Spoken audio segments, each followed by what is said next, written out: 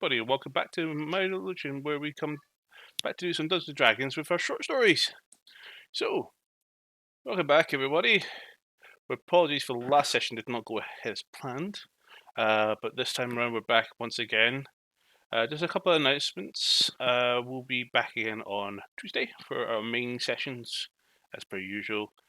We do have a couple of Monday sessions coming up instead of Tuesdays towards the end of the month, especially for our Halloween episode. It will still be part of the main storyline. There's no one-shots available planned, but there will be, I'll emphasize up ahead of time, on the week of the 15th, 16th of November, there'll be no Dungeons & Dragons session, but the party have something else in mind for you guys, because I will not be available to DM. So we'll see what some of the party has planned for a little show they're going to be doing. And okay.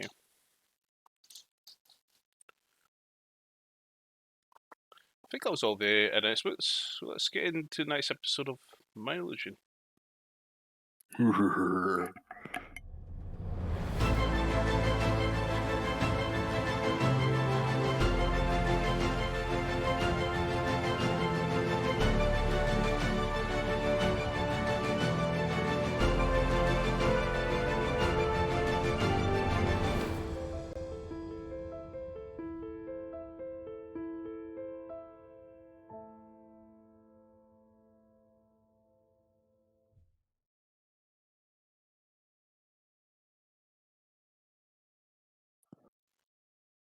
And welcome back.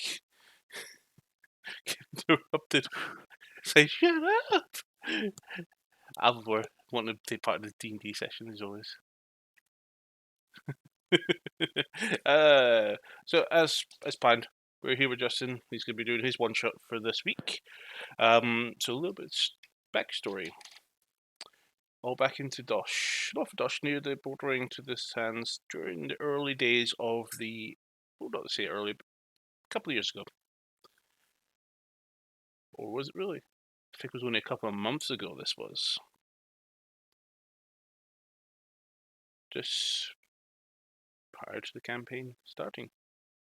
It's prior to his last little story, so his stories are going backwards and backwards. Make a bit more sense. But Tetsu, Yes. I need you to make a acrobatics check.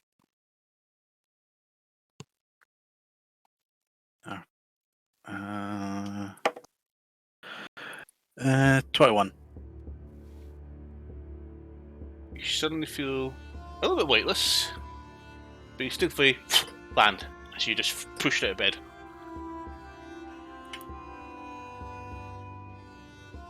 I have a look around to see who the hell did it. Hey, you wake get up again.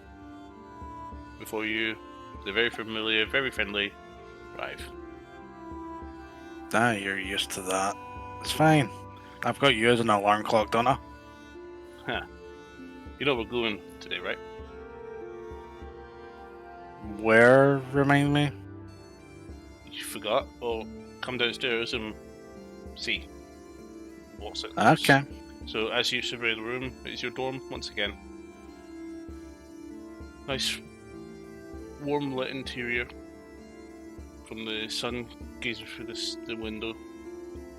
There's a few other beds, all empty, as you sleep all together, not too closely. Wooden floor, a matching wall, and the ceiling. There's this wooden monastery, built from the hands by you and the others. What do you want to do? Just get up, make sure I've got everything that I think I would need, and head down, I presume. Okay.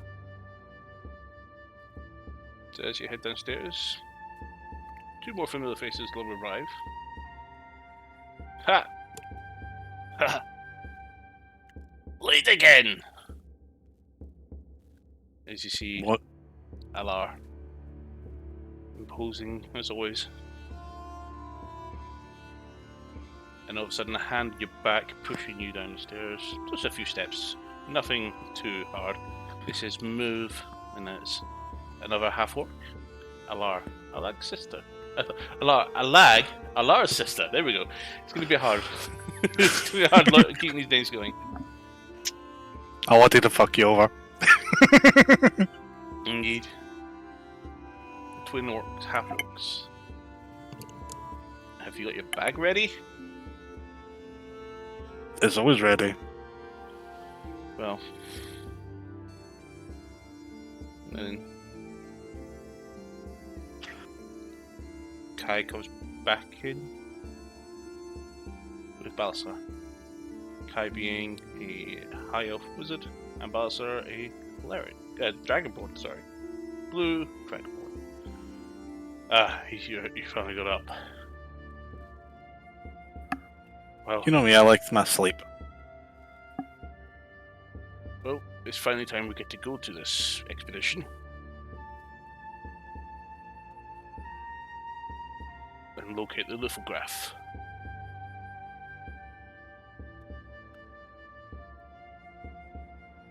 And we have our patron of our monastery, Ross Darkreeve, to thank. As he's kindly donated the funds and the support from his consortium in Whitehaven. So we finally get to go to Kolfuras city, at least the ruins of. I'm down for that.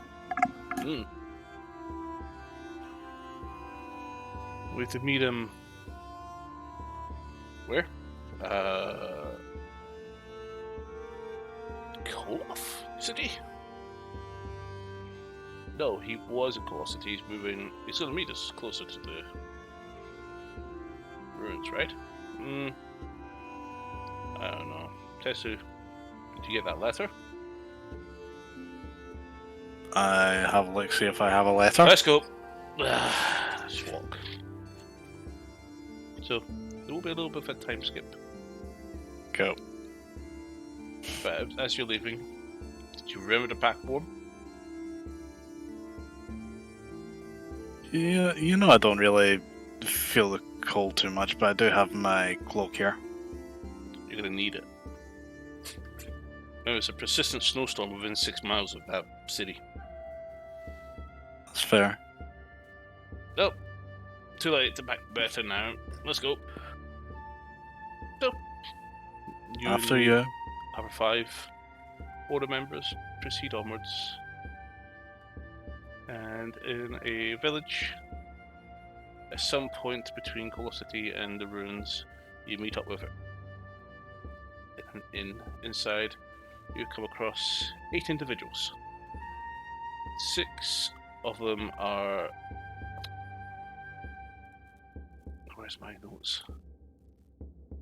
Is it the states notes up? Because this is one of the states. So you see Azurinian soldiers and a lieutenant or captain of the group, and then a drow in robes, finely dressed with this nice, beautiful rapier with a red gem on top on the pommel. Ah, welcome. Hello. So, I presume, if I remember correctly, this is Brive. The twins, Balsar, Kai, and Tetsu. Yep, that's me. Wait. Let's just proceed. Have you rested? Are you ready to continue your journey? How long would have we been traveling? A couple of days. This has been a little bit of a time skip. Yeah. Yeah, because That's why I was wondering. Because the city itself, the actual city you guys are going to, is between Dosh and Arsurinia. And that's the nation just north of Arcadia, before you hit the deserts. Okay. I would have presumed we would have been rested not long before getting here, so I would presume we would be fine about now. Well, we best be off. I'm sure it'll be a plenty of rest once we try to find a way into the city itself. Elevator has been sealed off long ago by the dwarfs. That's very true. Indeed. So as you take a little bit of a rest,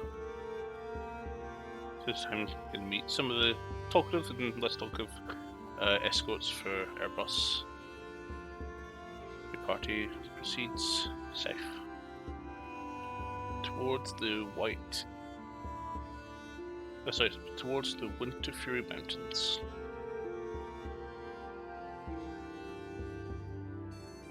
When we're getting close, I put on my bearskin cloak. That's absolutely fine. Cold resistance, yeah! So, as you're all galloping on horseback, making your way, there's a large contingent of a few, we'll say 14. Yeah, 14's right. Journey's quiet. A few random travellers, some Dosh guards, patrol passing by, and then you reach the sort of grey area between nations. While these two nations have never been, are not currently at war, there's still a bit of an argument of which stone is in which country each stone is in. But thankfully, it's not fought over aggressively. It's mostly hills and quite wet. And with the running waters coming down from the mountains, nobody seems to fight over this wetland. There's plenty of hurts to the south of Dosh, but it takes a good while to arrive. Now, what you see is grass and wetlands quickly becomes tundra, and as you look up ahead of you, this is a thick layer of clouding, and you do see the odd flake of snow float away from the mountain towards your direction. And you can see the glistenings of snow dotted around on the blades of grass that slowly become a tundra. It's just hard rock, and it seems to be a long walk up, but as the tundra slowly turns into snow, it gets deeper, deeper, and deeper. So, anything you want to do as you're walking up to the final leg of the journey? I'm just having a look around, just seeing if I can see any like fresh tracks. Looks like if there was anything that's happened here recently or anything like that, that would potentially be a wee bit suspicious.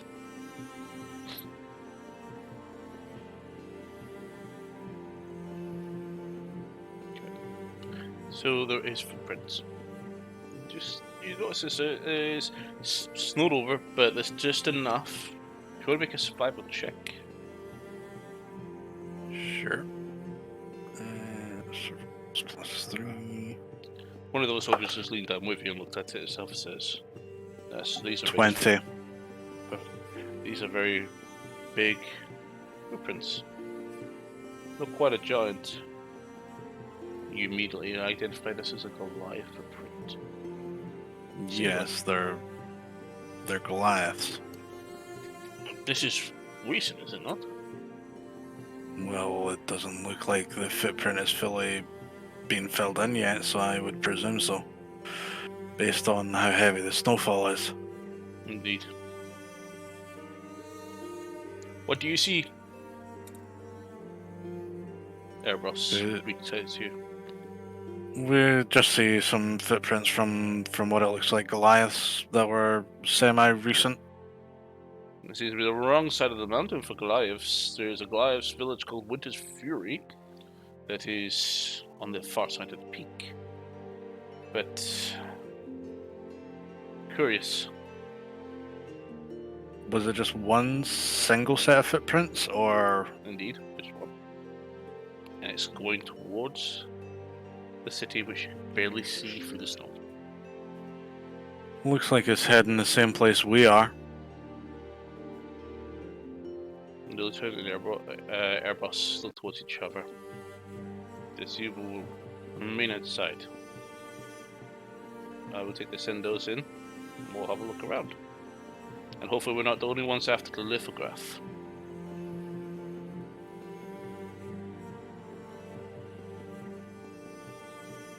Won't be the first time we've had to deal with something, so if it is, we'll deal with it.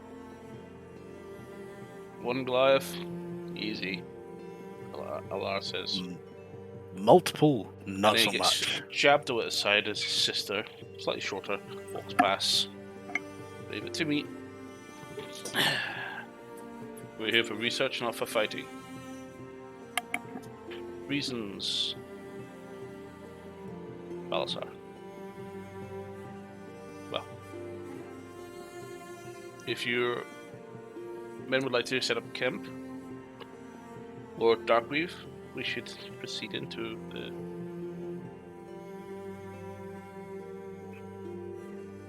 ruins. Just whacked my dice off the desk. Anything you want to do before you enter? I'm just kind of keeping an eye on those footprints to see if it seems like we're pretty much following the tracks of it. And I'm just having a look around, just being overly cautious.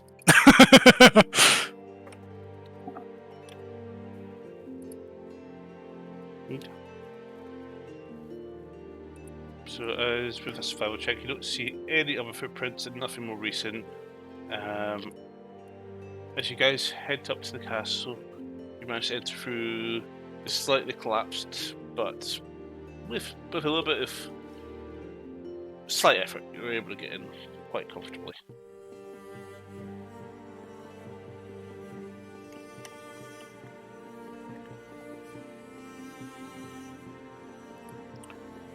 So as you enter, it is a mess. Ruins, the pillars, everything destroyed. Claws, massive, huge, gaping claws, but that thick, dug into the stone. Walls frozen over. A little ice glistening on the floor. As you do slip a little bit, but catch yourself. And you get everybody's like holding onto each other a little bit and trying to slow each other down. This is interesting. Maybe the rumors are true. What rumors be those? The fact that there's still a snowstorm. And these claw markings. That's true. Where at the same point, if the dragon's dead, it could just be that because it's been here for a long time, it could just take a long time for the natural ecosystem to go back to normal. That's usually accomplished in a matter of days.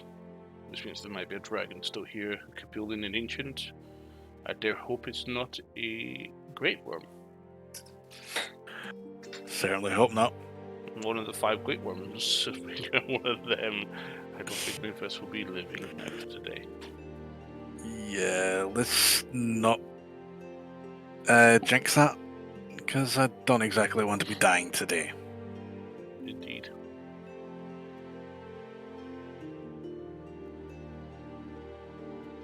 Make an acrobatics check for me.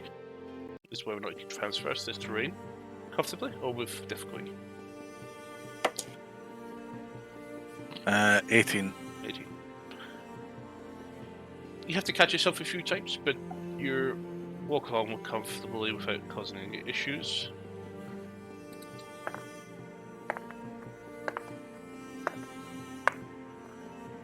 So hope someone falls on their arse. It has. Alar immediately slips. Catches herself.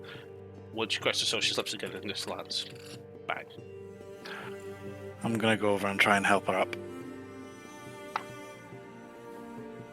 She does take a bit of damage from the fall. She swats your hands away and says, I don't need your help. Well, you went on your arse, so... Make an athletics or acrobatics check for me. Yeah, acrobatics.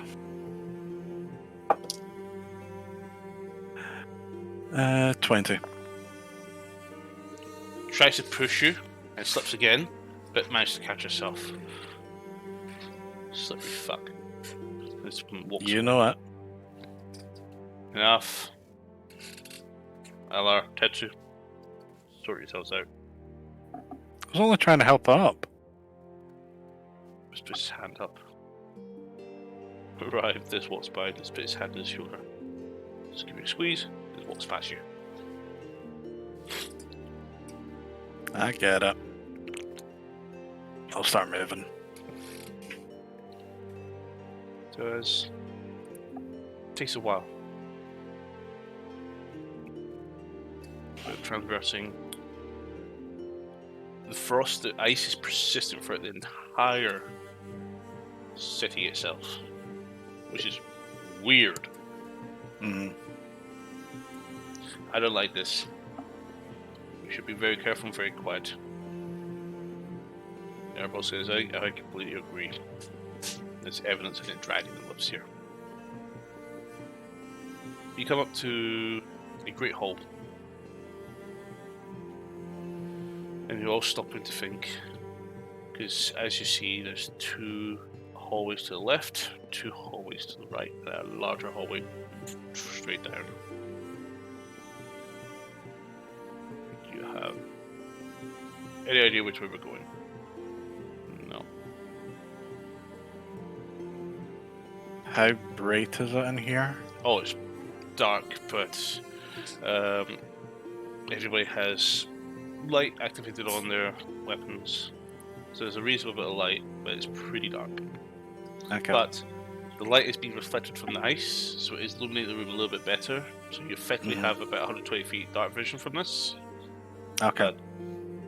But it's bad, really bad.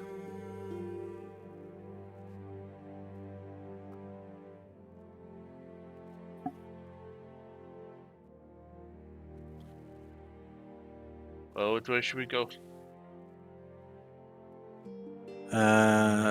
I'm wanting to just have a quick look around, see if there looks like there's been any recent movement or anything scuffed up wise. Make a perception check. Perception's +3. This is probably going to be a crap roll. I don't see shit. It's in that one. 4 in total. 4. You don't see anything that indicates any recent activity.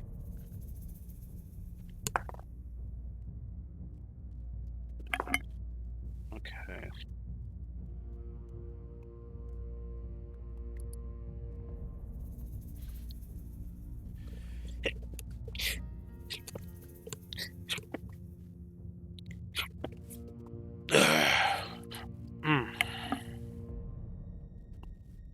With Balthasar, he managed to get a 17 on that perception check.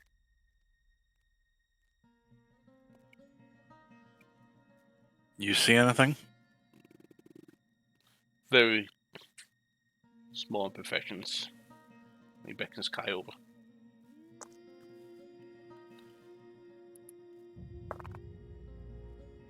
That's 25. Yes. Touches the foot, what feels like a little small indentations. Very lightly, but has been melted. Also through footprints of worn boots. From friction. Probably your Goliath friend. Well, Goliath never said necessarily a friend. Any idea which way? Nope. It's hard to tell. What would Goliath want to be inside? Is there maybe a settlement here? Oh, thank you. But I'm getting a bit of lunch before during the session. Don't complain, it's free food.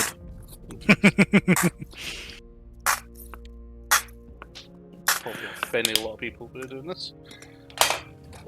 when you have to squeeze the bottle that many times, you know you need to get a new one. Yep.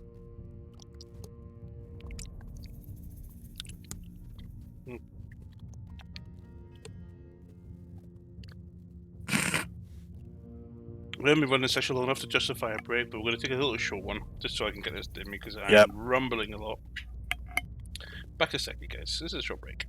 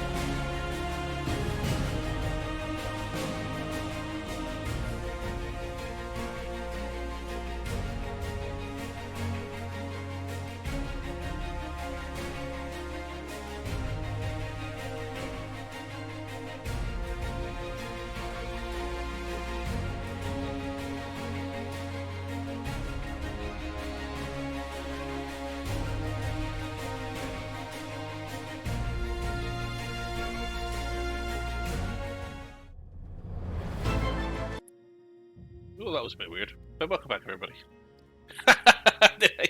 Raise you to have a bite. That is fair timing. Well, so as a party, take time to ponder. Shall we split up?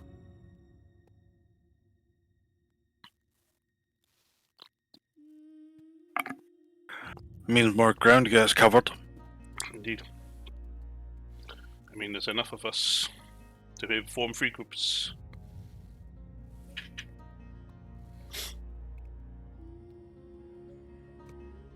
The 2 half-orcs really yeets left. I guess they're going with each other. That unusual?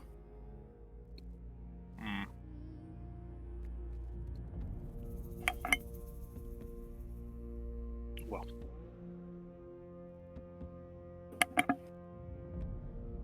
Who wants to come with me? 3 people have actually just walked to all 5 of you gather around and says, Tetsu Sendo. Yes. Tetsu, arrive. Perhaps you 2 would like to take one of the other corridors. We'll take this one. Airbus, join us. Indeed. Looks like it's us, right?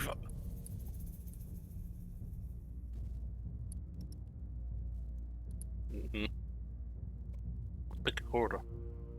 I don't think we'll go down the big one. That's probably where the throne and where the treasury is, where the dragon's most likely to be. Easy money. If we don't get caught. What? So you said it's 3 corridors, one to the left, one to the right, one in front, yeah? 2 left, 2 right, and one huge one in the front. Obviously the one you just came through, at the back. And where did the 2 half-orcs? The siblings went left. Yeah. Left. Erebos, Balasar, and Kai all went right. It means there's 2 corridors at the top left, top right, and the one in front. Process of elimination, top left.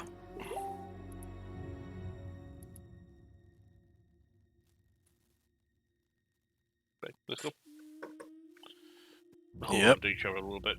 As you dip through the frost and the stone, the rock, the rubble.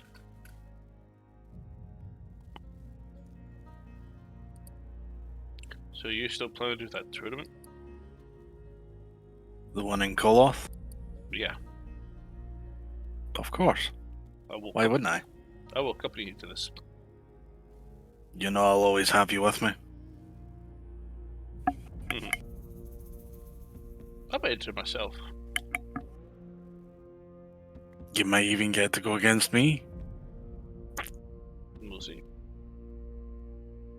I think you're quite ready for that. Yeah. So. So as you continue on this pathway, very slippery, very treacherous, but with your current awareness and finesse, safely continue to walk down. And when you slip and fall, roll and get your feet again thanks to all your monk skills, reducing fall damage. Dope monk shit. Yep. As you progress onwards, the stairs, down. You've seen it going down quite far.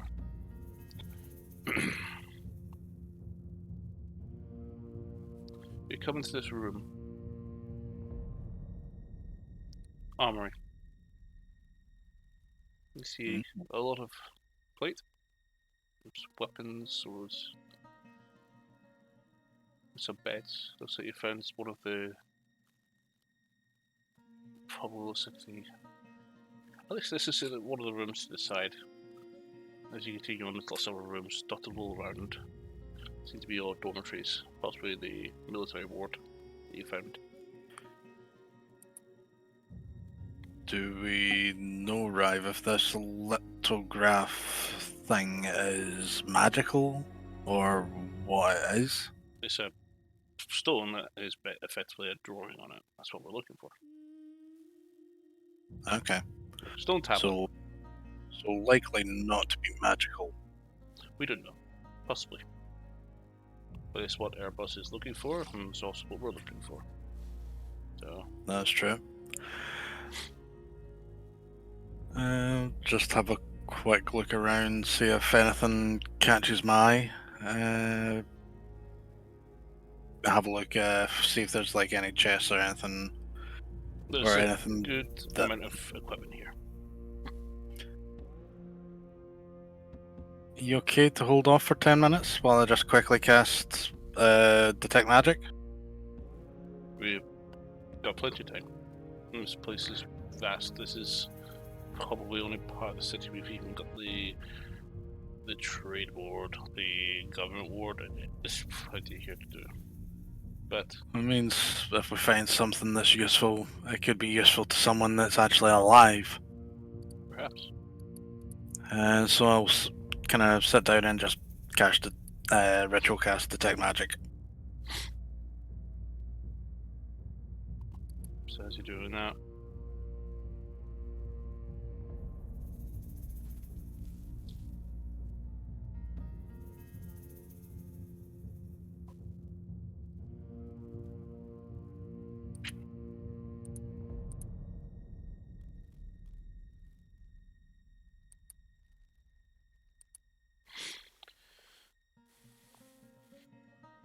brings out, reaches into his cloak, into his pocket, and brings out a bit of bat fur.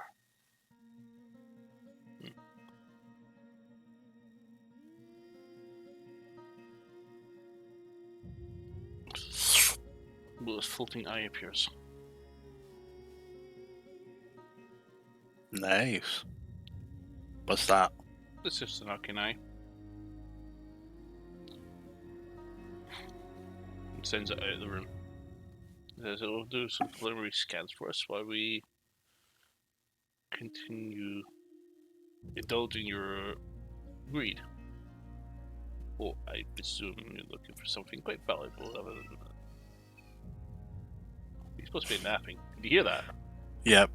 Jesus Christ. Not loud, but you could just hear loud it. this side. This is loud here. I'm not being greedy, it's the fact that if it's potentially useful to yourself or myself or one of the other members, then why leave it in somewhere that's not going to get use? Maybe. But So I'll just get up and kind of have a wander around, see if anything comes up on my radar. yep. Make a perception check.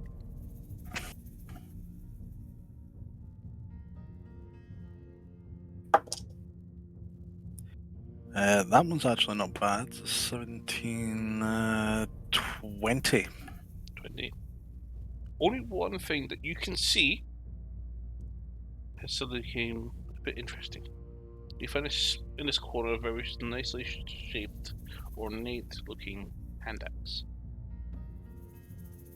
Ooh, interesting. Do you know anyone that needs an hand axe?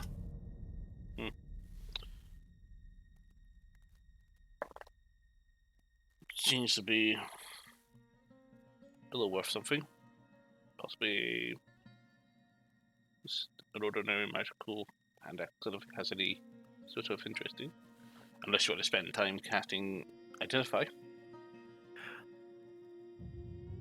I don't have a ritual caster yet. Oh. We'll give it that. We'll give that time. 5 hosts onto his belt. We'll see. Certainly. And just have a look. You said those rooms and shit. Because I think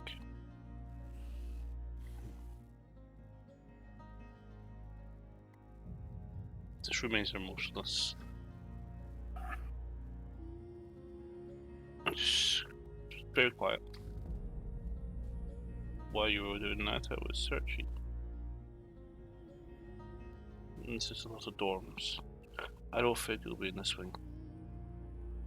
Okay. Passive perception. Passive is 18.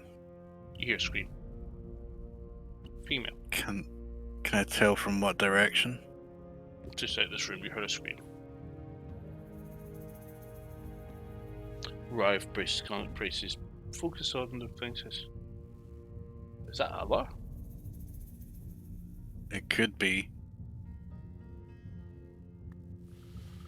Do you want to go back?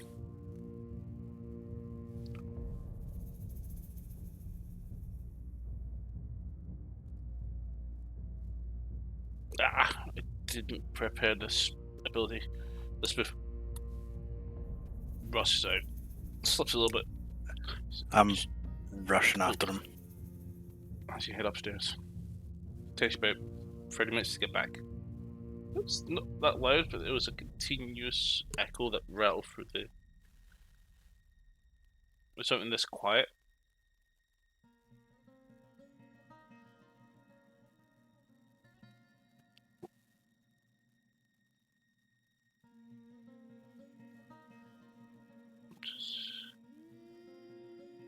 As you arrive up onto the main floor, where you party split, where do you want to go? You said it was the first left that they took, so it would be from where we came. It would be first on the right. So you head first to the right. As you proceed down what looks to be more fine, but still just damaged corridor, it opens up in a big, massive hall. Lights here is just as prevalent as anywhere else.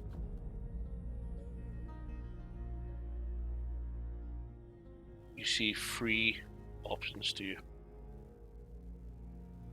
There's a sort of like large, not like a pyramid, but more like a building within the mountain itself. Quite a large one. But there's also corridors dotted all over. So it looks like you've found what feels like probably one of the living areas. This middle room here seems to be this building seems interesting. Head towards the part that seems interesting. Right, just for the head and head straight in now. So if they're going to be anywhere, they're going to be in here. Knowing them, yeah.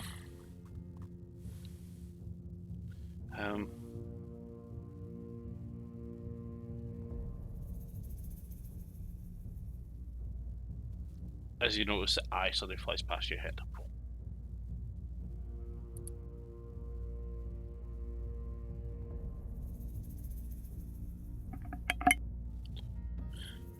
Well, it's difficult to transverse. This ring floats. Let's keep going. That's true. As you both come up to the large doorway, Rive shoves you and points to the side of the door. And his eye floats in. Yep. As this watches Rive,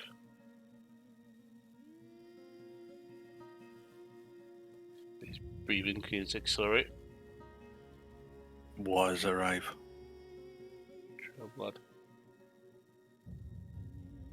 What?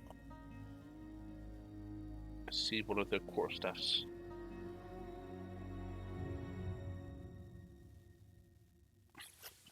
Runs in. Yeah. Same here.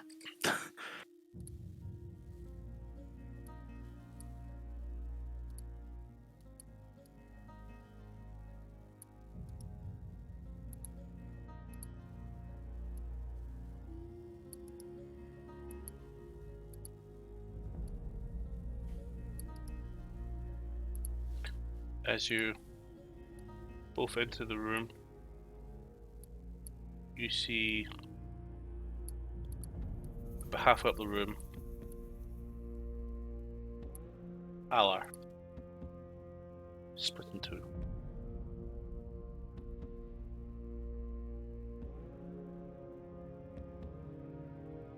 As you look up ahead, you see this very tall figure holding Alag, limping it in its hands. What does it look like? Give me a perception check, because it is quite far in the dark. But you just make up the shade. But you see what looks like Alag.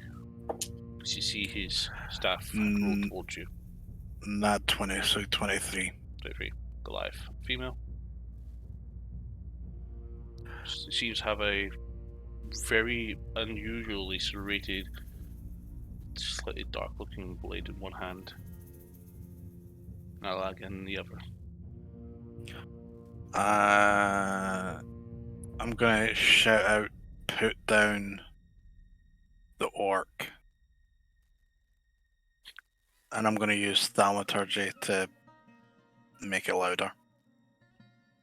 Releases him. See. I'm gonna rush over. Why?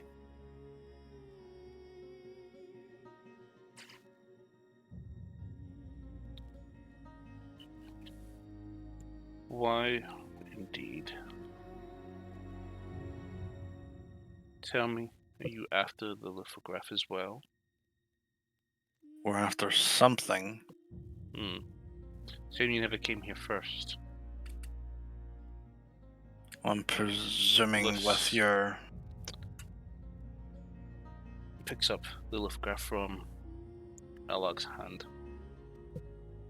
The little stone tablet, about this big. Mm-hmm. And Priscilla's head back.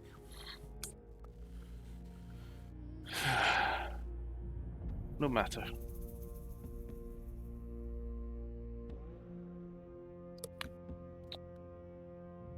Does Alex look as if they're still breathing, or...?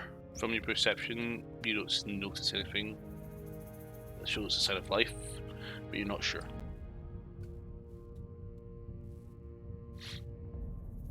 I'm gonna whisper towards Rive. Look after Agar. I'm not letting this bastard away. I'll argue. Agree. Yeah, whoever, the one that seems... Rive is already looking over, and he looks towards you and goes,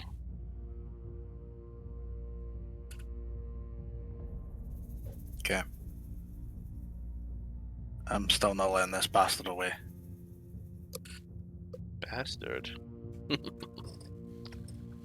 Well, you've done something that's not quite forgivable to one of my friends. Means nothing to me. He Yes. was holding it, he refused to hand it over, and his friend decided that he was going to protect your friend instead of surrendering. We don't surrender. Oh well, you have no idea what you're dealing with, little man. Maybe a little, but it may still be enough to take you down.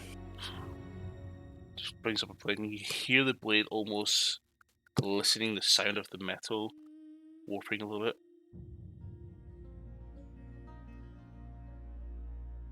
I have a friend that needs my help. I'm going to help him. After his friends betrayed him, and no one is going to stand my way. Well, I am. You and your friend are no match for me. I don't care.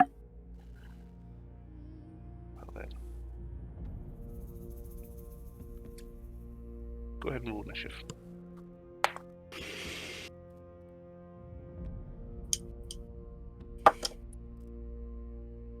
$18.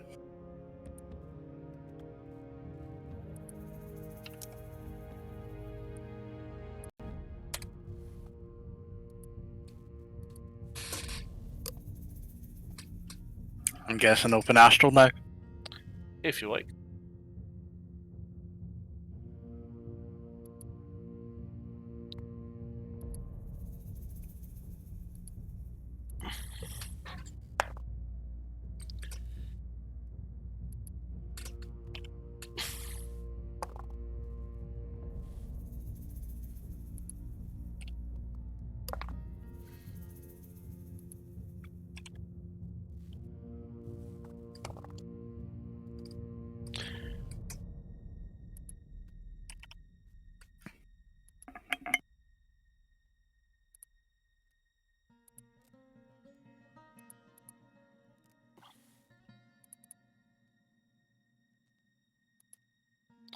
Okay.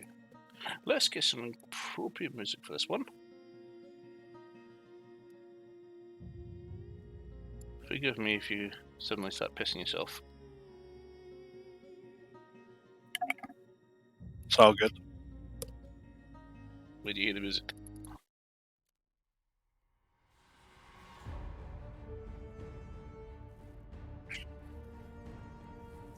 Mm-hmm. It's just not any encounter, is it? Nope.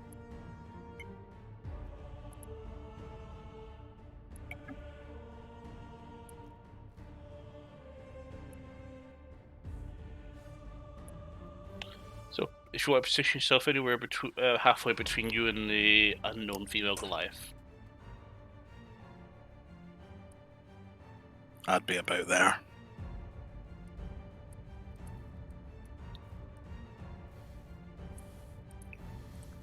Okay.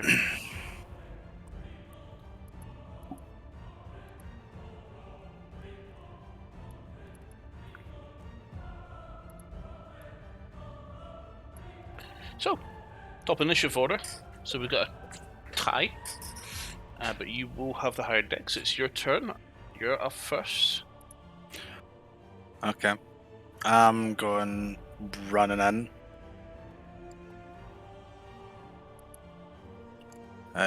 Use my full movement to get right up in her face. And you know me, I'm gonna go whack, whack, whack. So dual hand quarterstaff. On first attack roll of the night.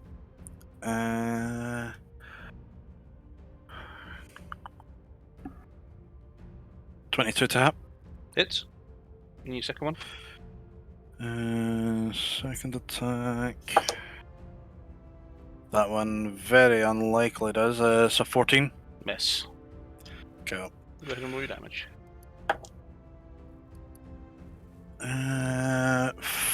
11 bludgeoning.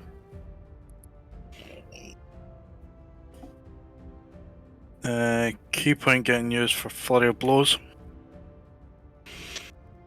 Okay. First one. That one is nat 20, which is 29. And second attack.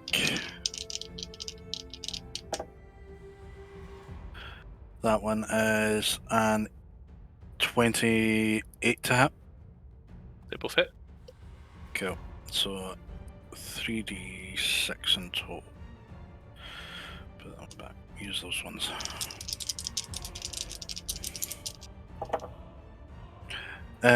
So 9.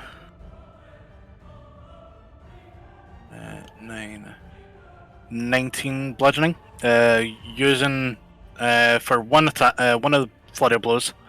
I'm going to use an additional key point for stunning strike to try it. So, as you punch in,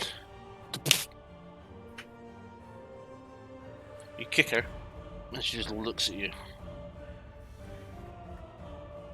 Hello there. It just doesn't seem to be stunned. Okay. Let's do the extract aspects first time around. See, that's what I was planning to do. I was saying that I was going to use stunning strike for one of the attacks and extract aspects for the other. Why don't you do the other way around? So that technically, I never said which order I was going to do it in. You so your order as you speak. You don't yeah. twist it. So yeah, extract aspects, please. Resistant to cold damage. Immune to charm, frighten, poison, and stunned.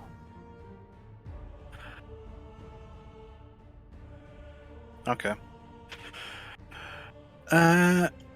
Interesting. So the only thing she was resistant to was cold, yeah, and immune to quite a few different conditions. Here's the thing.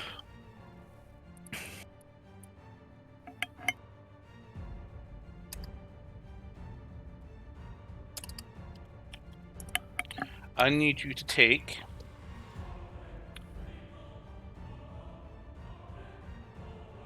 50 points of cold damage. How much? 50.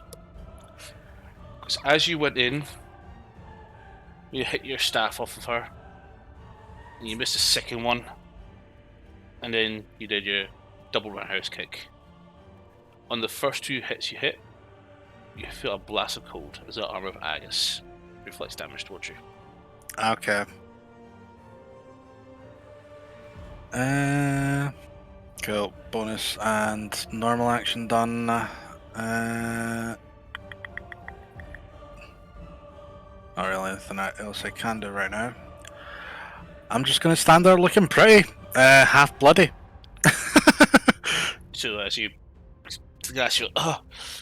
and you're like, In fact, would I get half damage off of that because I'm currently wearing my bearskin cloak, so 25 instead? Yep.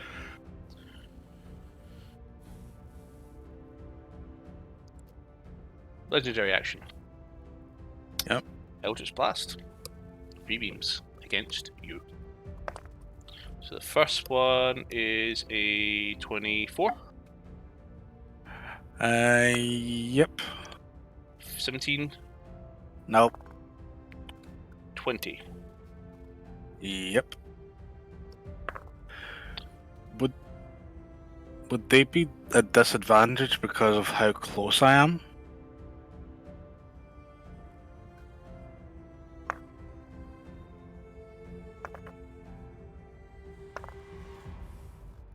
None of those hit.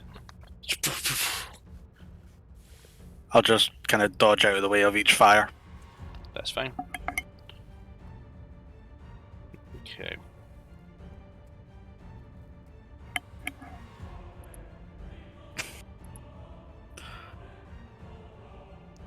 So it is the Goliath's turn. And you see the what you've now noticed disappeared when you hit her and have now seen disappear after your second hit. You see a slight whitish hue reappear on her So it looks as if it's kind of reactivated. Okay. immediately. Okay.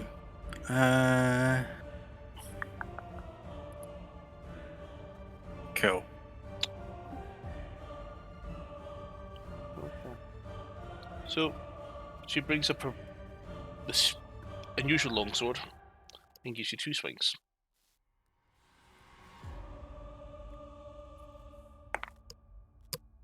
Miss. Miss. Again, I'm just dodging out of the way.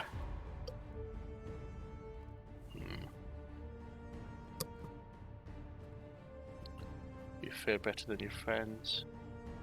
Pops a hand out towards you.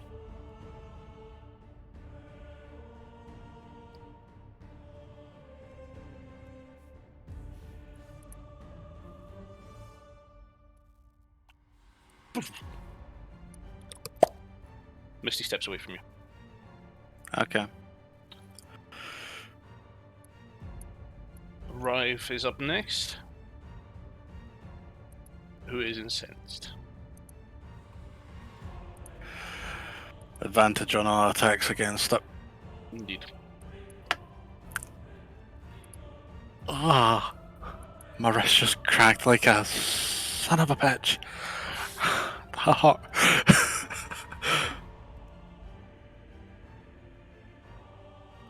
Yeah, let's go for it. 5th level, Guiding Bolt.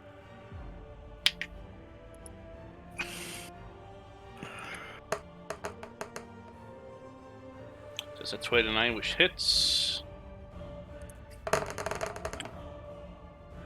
And does 23 points of damage.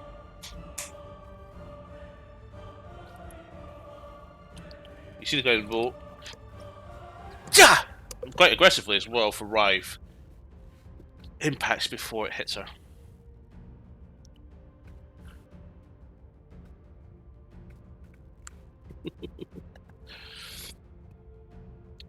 Brings up a sword and flicks it 3 times at Rive. It's 3 Eldritch Blast flies out. 2 of them hit. Nasty. 32 points of force damage. Ugh. Thank fuck I messed up.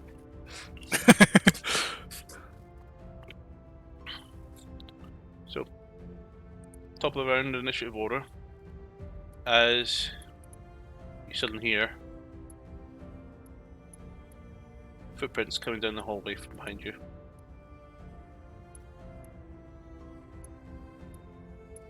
As Balasar, Kai, and Erebos arrive in the room.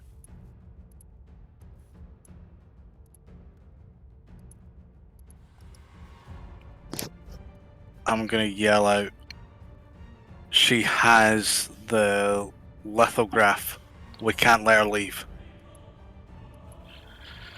Balasar's looking towards Alar and to Lag. It's like, oh. And just remains emotionless, just staring at them. Kai's upset and Erebos is a bit confused. Then who are you? He just smiles. So, you're up. Cool. Erebos on deck.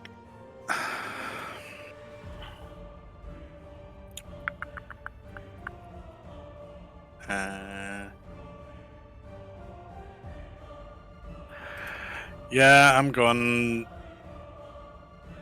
up and going whack, whack, whack again. Okay. So, Crusher only gives advantage until the start of my next turn, I believe. End of your next turn. You gain its Okay. effects, you have advantage on all your attacks here. Cool.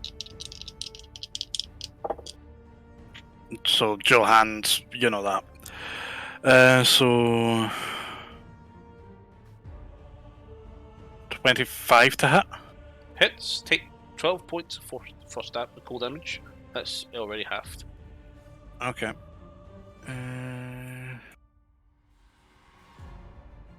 Cool. Minus Second one of- of that, just add one back because the previous one would have been 212. So yeah, just take one hit point back. Okay. And again, same thing again. Yep. Nat 20 again. Cool. What are your damages? Okay, so that's 3d8.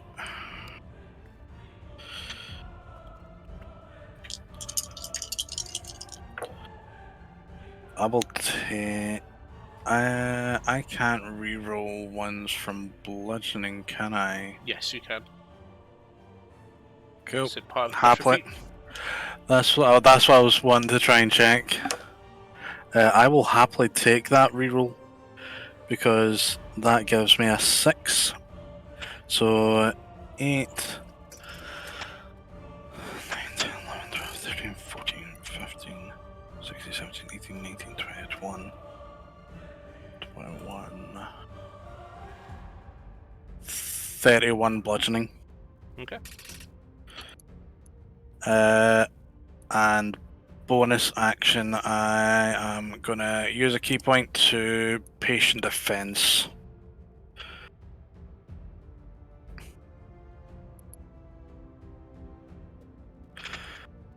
Disadvantage on attack rolls against me. That's absolutely fine.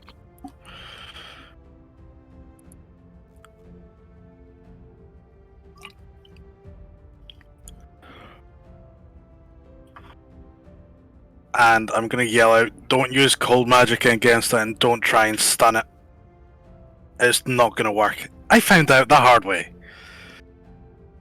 And other immunities.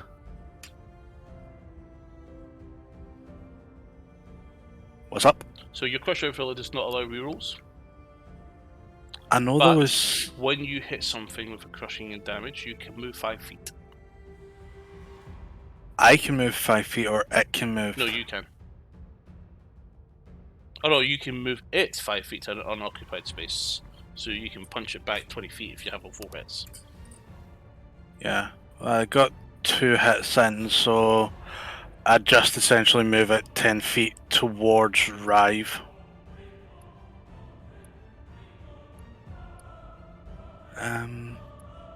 Okay, then take 5 damage off of that attack there then. Or that damage.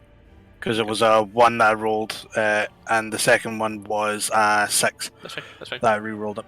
Okay, so patient defense. Okay. Yep. So Airboss is up first, next, and the Goliath is up.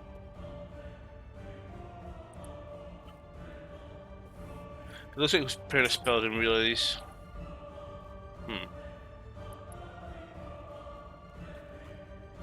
No, they're too close.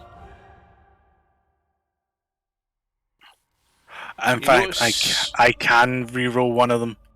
It was from the Savage Attacker. That's right. Okay. That's right. They're back on.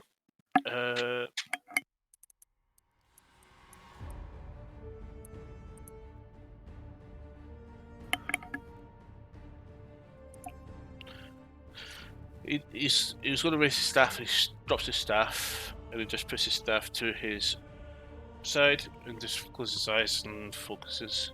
All of a sudden, 8 little glistening spots on stars on his robe that he's wearing all of a sudden, these white beams fly out and head straight towards Revna. She is hit by 8 bolts of magic missile. Sorry, 7.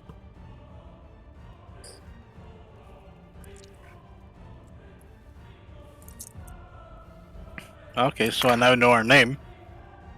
Who? The person you just mentioned. That's not. I don't know why I said that. Ignore that. To be fair, it's kind of who I thought it was. So the Goliath takes 24 points of force damage.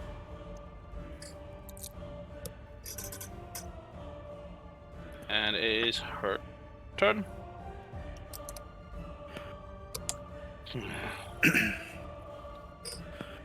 She throws up her blade.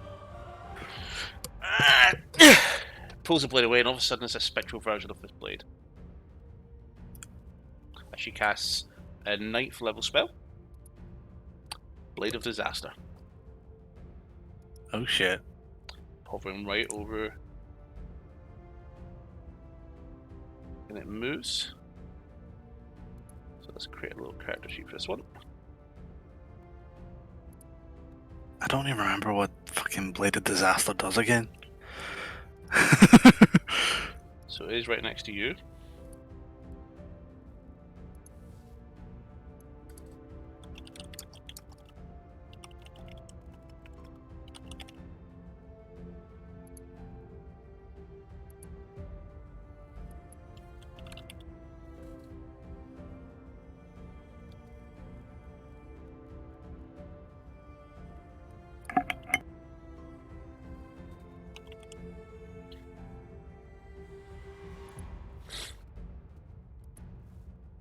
Okay.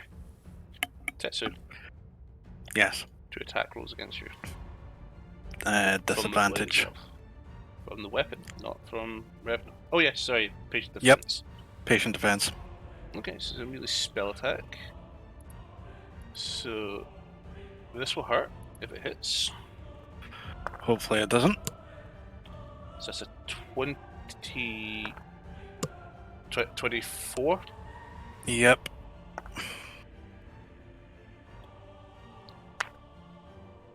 22. Yep. Hit. Okay.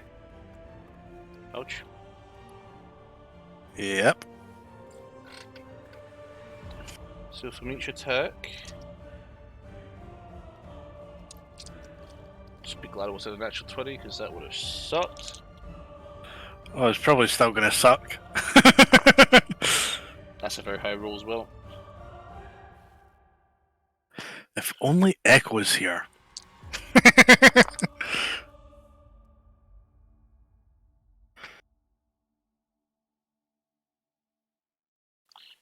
Okay, from those 2 attack rolls, take 50 points of force damage.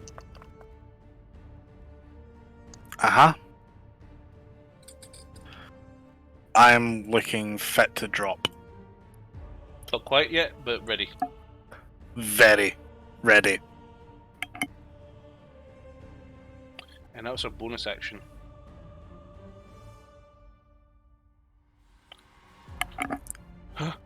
They all look at each other as she turns around and brings up her hand.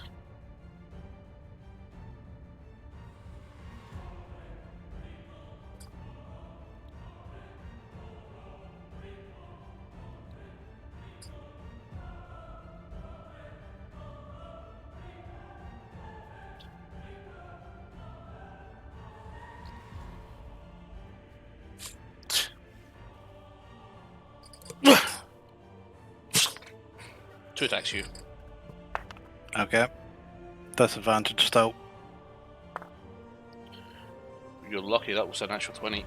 But the disadvantage roll was... I believe it's up here. Oh, no, it's there. So that was 24 hit, Yep. and this could be a 17 to hit. Nope. But I don't think you're gonna need that second attack. We'll see. That's not bad. 9 slashing damage. And I'm down. You're unconscious. Perfect. I had 6. That's absolutely fine. Tetsu is 0 the hero.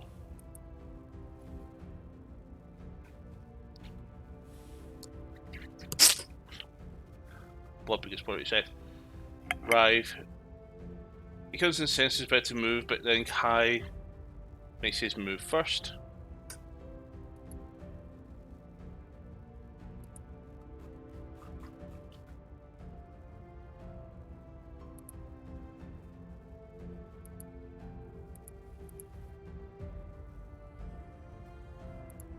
And he's got to cast Scorching Ray at 5th level. So 6 attacks that all have advantage. Hits. Hits. Hits. Hits. Hits. Hits. All hit, no crits. So that is 12d6 fire damage. My boy's up awake.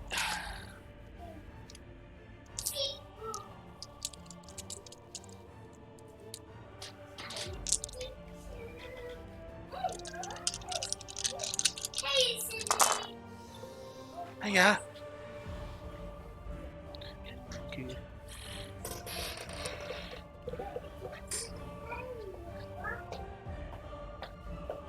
Don't let the camera in that condition. Jack, go to your mum. Jack, go to mum. He's not quite dressed.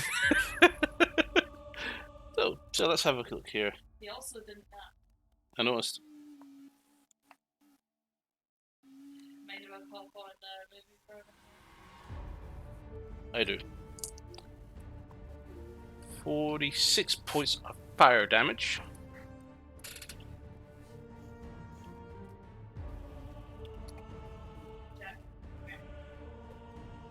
Go to your mama.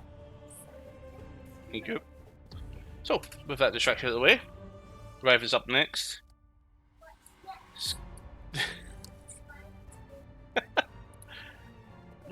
Intercepts Rev now.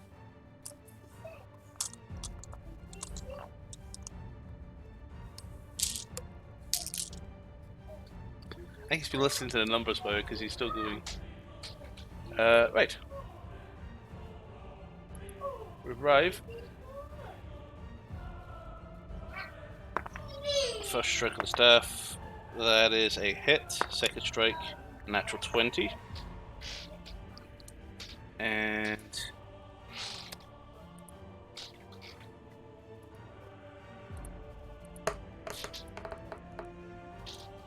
so first one says 20 points of bludgeoning damage. But you also see the reverberating effect from the staff that you've always seen before. When she expends a point to do an additional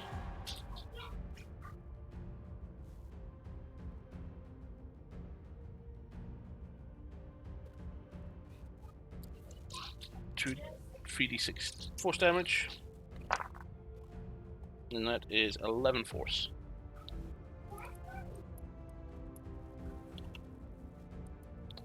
Okay, flurry blows. Hits. Well, that's a lot of natural 19s there. So he comes in and you hear this crack. Well, you don't hear it, but everybody hears it. Big, huge cracks. And the Goliath winces quite a bit from these hits because there's a lot of power behind them.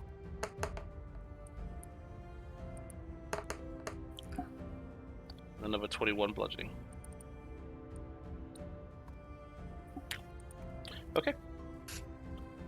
So Rive has finished its turn, and it is Balasar that's up next.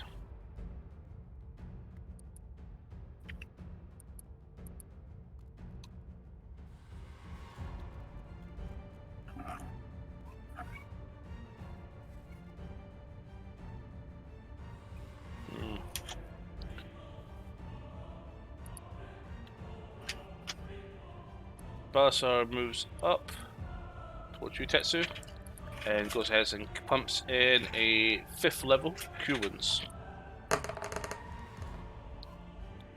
31 hit points.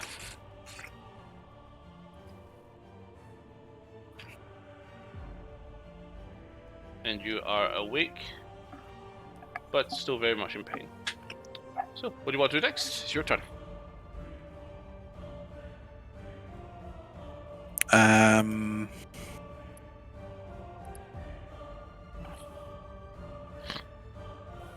I am going to.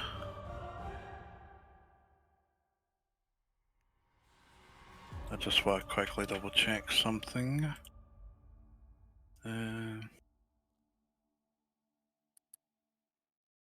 Okay. I am going to level 1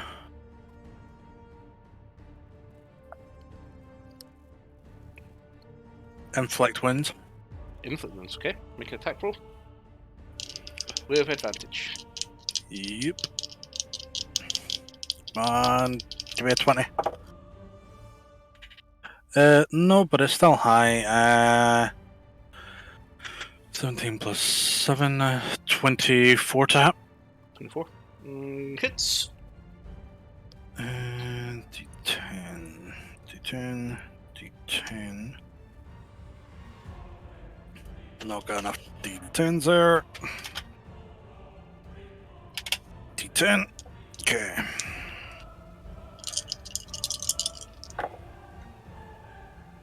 Okay, so 10, 17. 27. 25 necrotic damage. That's a high roll. Yeah, it was a 10, an 8, and a 7, I think. Because I've already moved them now. And key point for bonus action to step the wind to take the disengage action and move. Up to your speed. I'm gonna move here, which is 20 foot. Cool, that's me. Okay. So our boss is up next.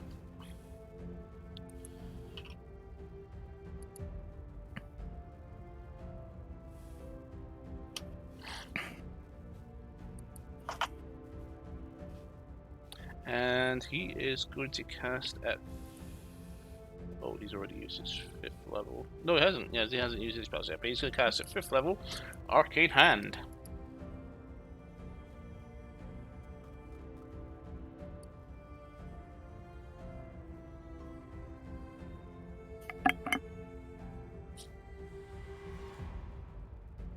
So I will need to actually create a character sheet for this one.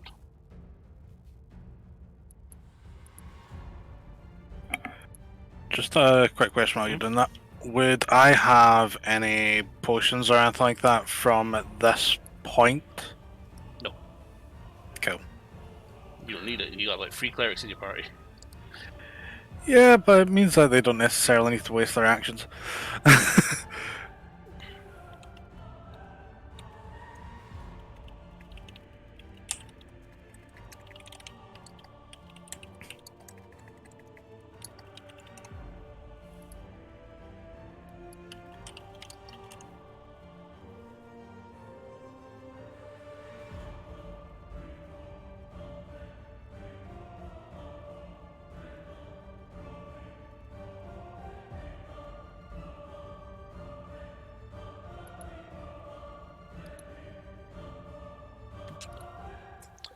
And so he can cast that on top of...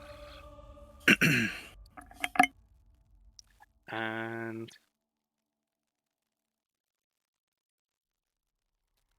You see Erebos all of a sudden clenches his fist, and then poof, punches Goliath with a clenched Make an attack roll. So that hits. And it takes 13 points of force damage.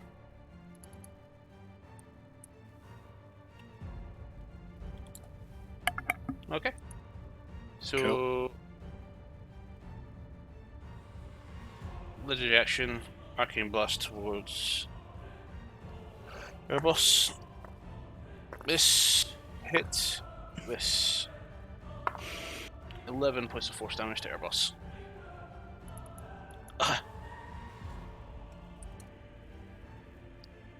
So it is Revna's turn. I don't know why I keep calling her Revna because she's the only other Goliath female that I have in my campaign. So far.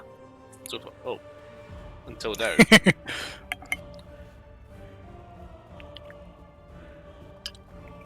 Besides all the nameless NPCs that died at Winter Fury. Well.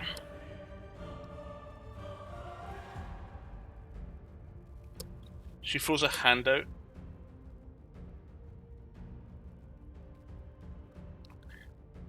And moves the blade. In fact, no, the blade stays where it is. 2 attacks against Balasar. Wow, that's 2 natural 20s. Ho. I need a lot of dice for this. Rip Balasar. So, 1 attack against Balasar. Mm-hmm. Because he probably not might be alive anymore after this.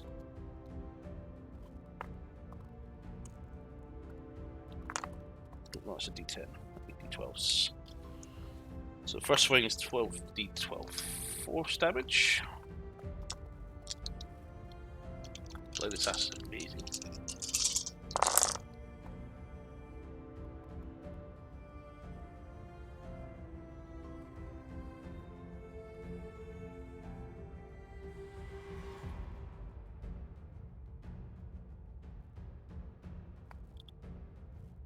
R.I.P. to the Balasar I used to know. First one hits for 60. That puts Balasar down to 1 hit point. So second attack against him. He hears ah.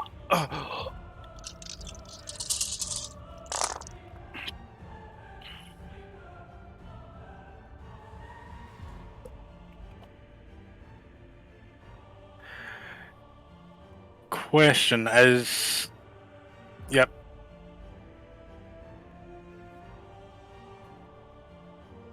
Just so one further. I guessed. Dead. 92 points of blood force damage. Actual proper dead, or... No death saves. Already failed on 3. Over maximum. Oh shit. I should have kept my mouth shut.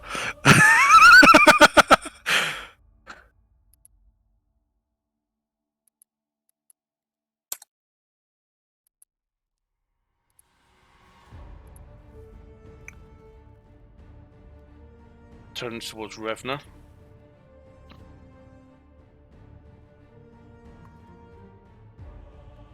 Looks around.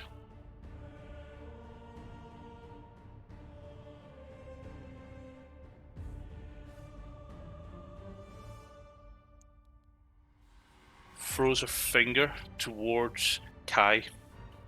And casts at 7th level Finger of Death. Mm-hmm.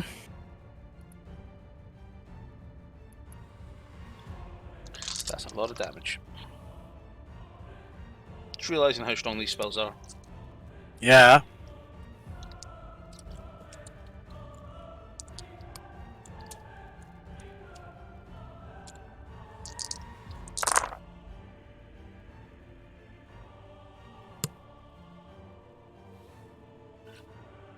Oh no. I'm guessing Kai's dead too.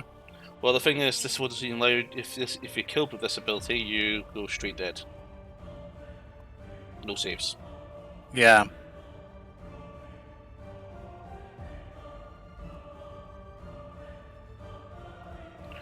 23, 29, 30, 60.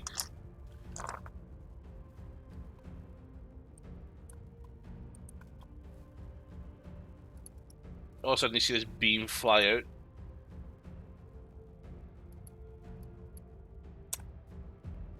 Of this dark beam. And all of a sudden... motionless. Then...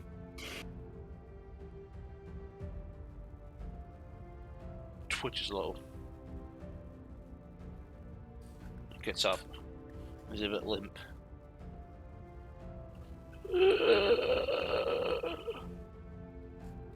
Risen as a zombie. Wait, what?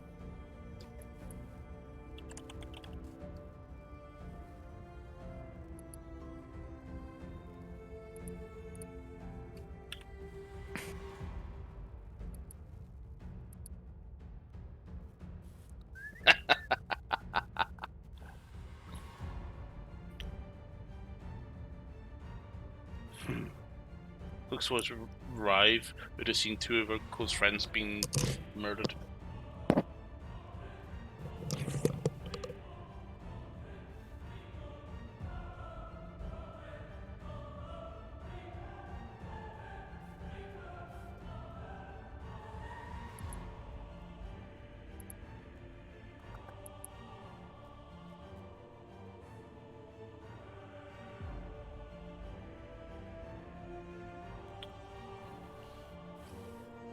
Okay, so Rive is up next.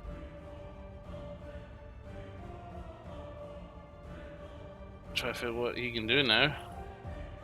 Mm-hmm.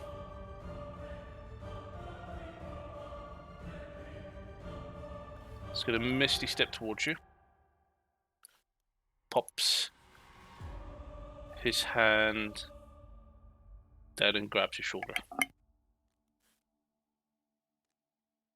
We need to get out of here. We can't do this.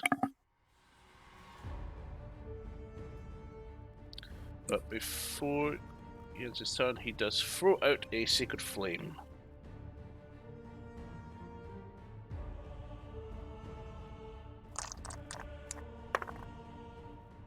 Fails to save, but the Goliath is going to use legendary resistance to succeed. Okay.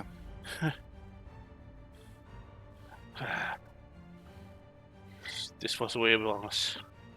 Alright, boss, we need to leave. Indeed. Pleasure doing business with you. It's your turn. What would you like to do? I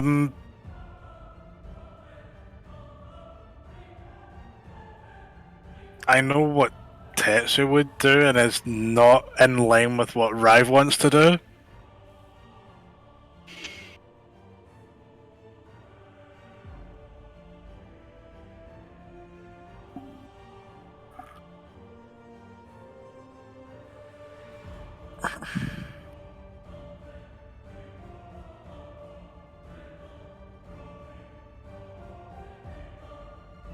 I don't know.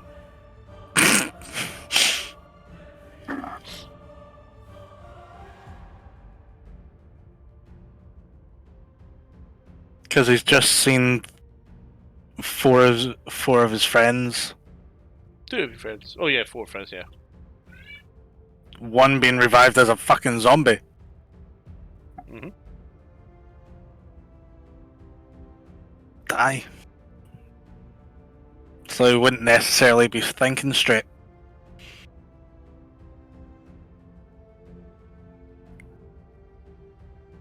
I can only do what my character would do in this case. He is going to run up, essentially just jumping off the rock just behind them, and basically just take like a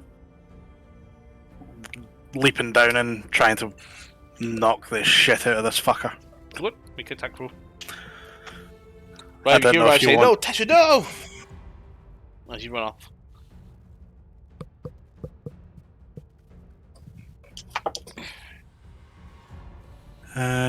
So that's 29 to hit. It hits. No, sorry, 27.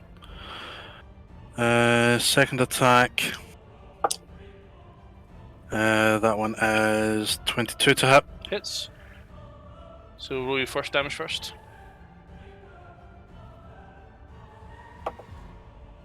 Uh, 7 bludgeoning. Take 12 points of cold damage.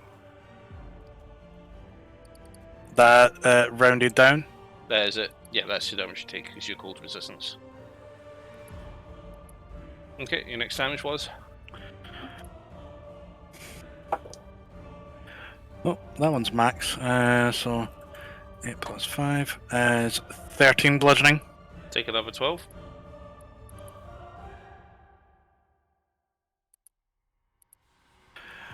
And key point to, because of the fact that he sees that he's kind of getting close, another key point, disengage and move back to where Rive is.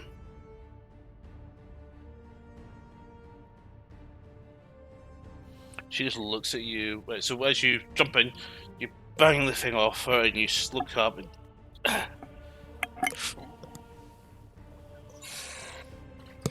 bang! The staff stops at her head. And just stares at you. Again, the bastard cold towards you.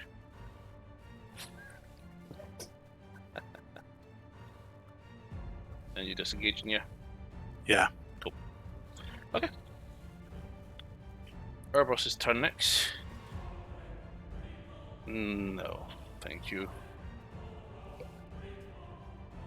Cancels his hand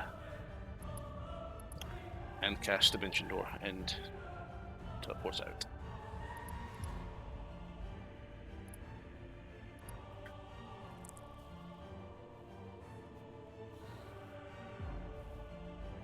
I'm just... Rive looks at you. Pointless. Let's go.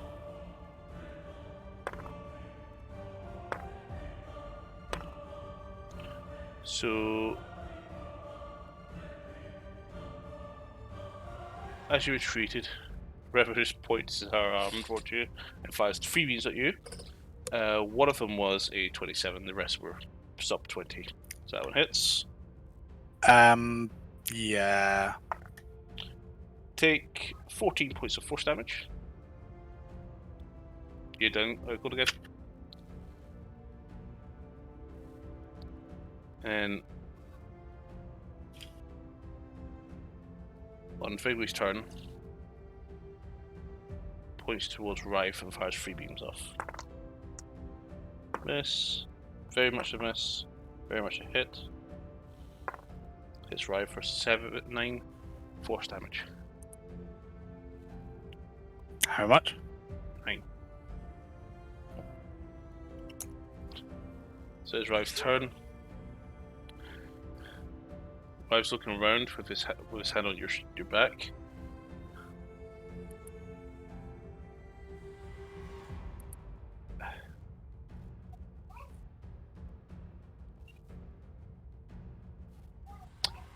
Gives you a first level cure wounds.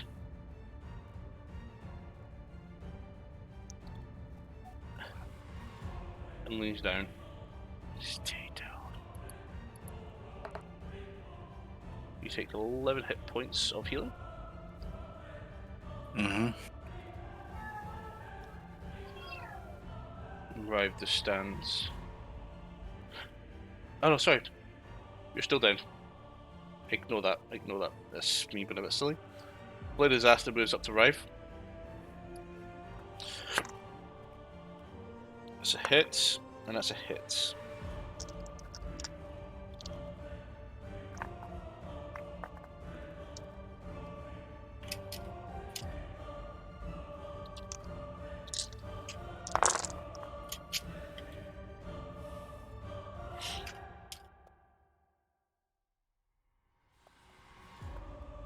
22, 33, 44, 50, 64 points of force damage.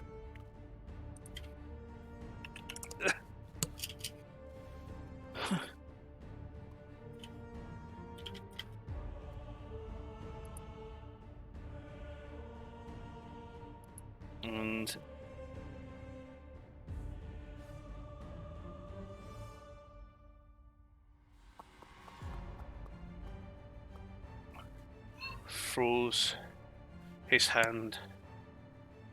throws her hand at Balsar.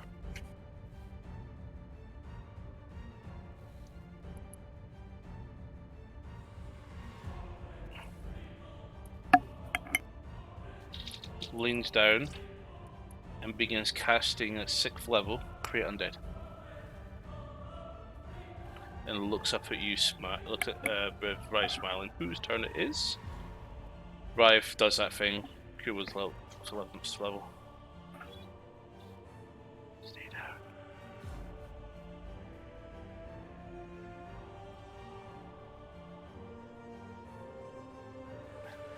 No. We need to leave now. Gives you a punch, a light tap, and says, "You understand me?" Yes. I mean, I like it, but yes. Did you say he did another cure wounds, or? No, that was the only one. Okay.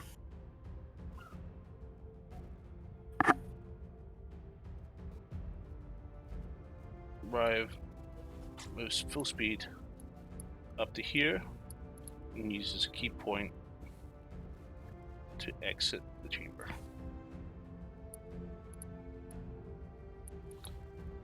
So it's your turn. Yep. The Goliath, because I'm using her character model, is hand down is continuing to revive, or rather create Balsar Undead. What do you want to do? I'm gonna move far enough out of the way that I don't think that thing is going to be able to attack me. In fact, yeah. That's half my movement, never mind. Yep. So do you not get up in one? Do you have the feat that gives you speed? Not that I know of. Mobile.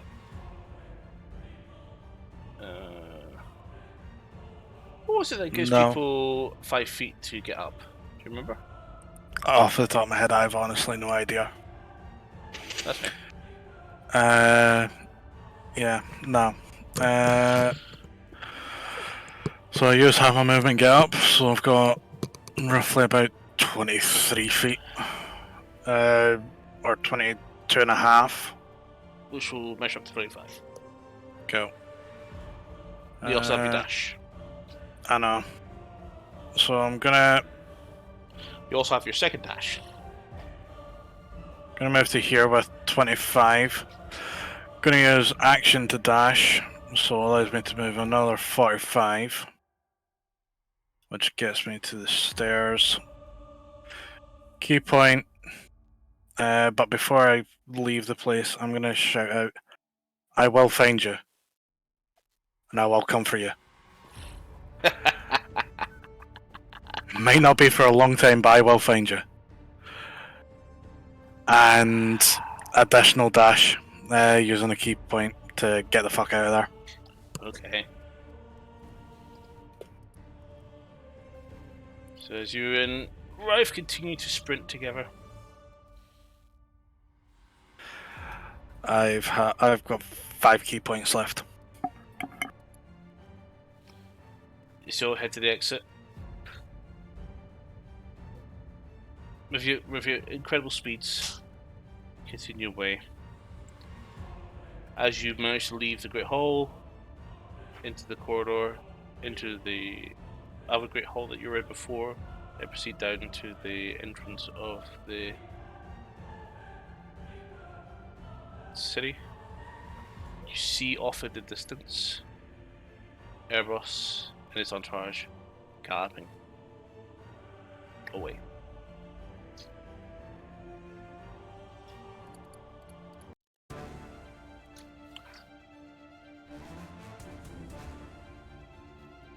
What do you do? Are the horses still there horses are that still we here. rode on? Yeah. Okay. Actually, yeah, there's someone still there. Okay. Might as well just go on and book it. Head home. It's really the only thing we can do right now. Okay. And that brings a close to our session. At least back to some narration. 4-day gallop home.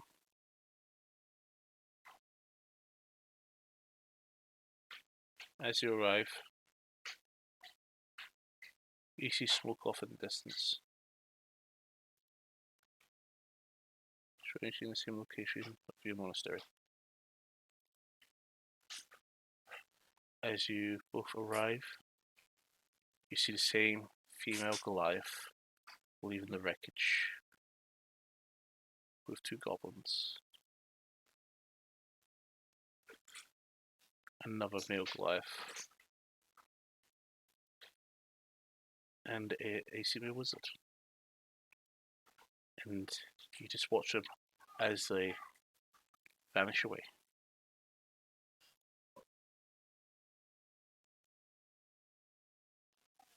As in, they're the ones that have fucked up what I would presume is fucked That's up my all you place. saw. That's all. You don't know if they destroyed it or anything, but you find them there at the burning. As the monastery crumbles and collapses into smoke, ash, and flames. Exhausted from your long gallop, as the plume of smoke was quite far. Who got there?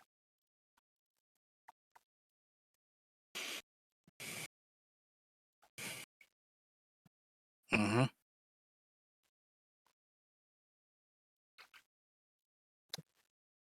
Suddenly you wake up.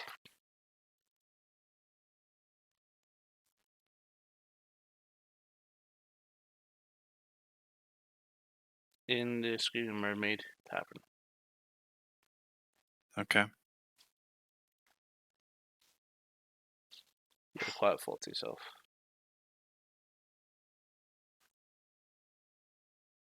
Pondering.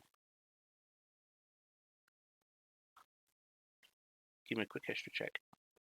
I know I said behold there, but this is us back in the present time now. Yeah.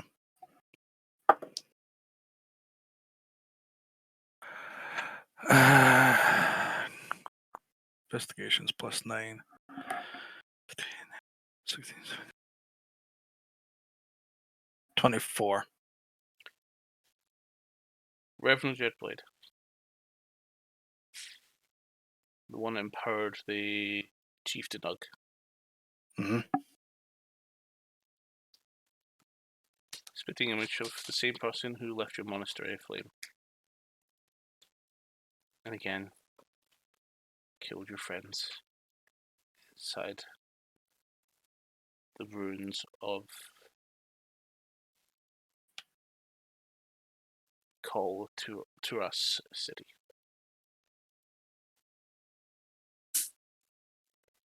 Call to Us. KHULTHURAS City. Figure out the pronunciations at some point.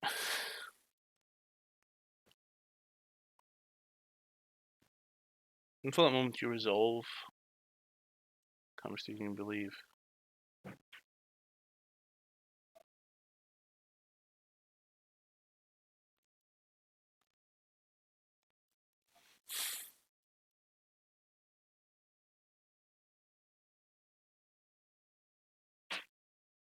Next to you, Well, shit. on its back, total, with a foot in the air, twitching. I'm used to that. That's it. Proper stuff there. Oh, what a disaster. Fuck that shit.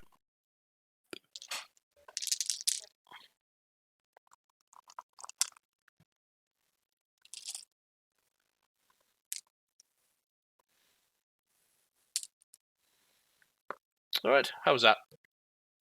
That was good. It's not a terribly long one, but it fills in some gaps, especially your backstory. Yep. And links you back into the group a bit more. Yeah. You've seen this bitch before. Now that you've had some time to sleep on it. Would potentially make sense why the dragon took Rive as well. And the cave. Maybe. Okay. Join us on Tuesday for episode 56 of the main campaign, where the party is going through what could be called Amazing is Alive. We'll see you next time. Bye-bye. Bye all.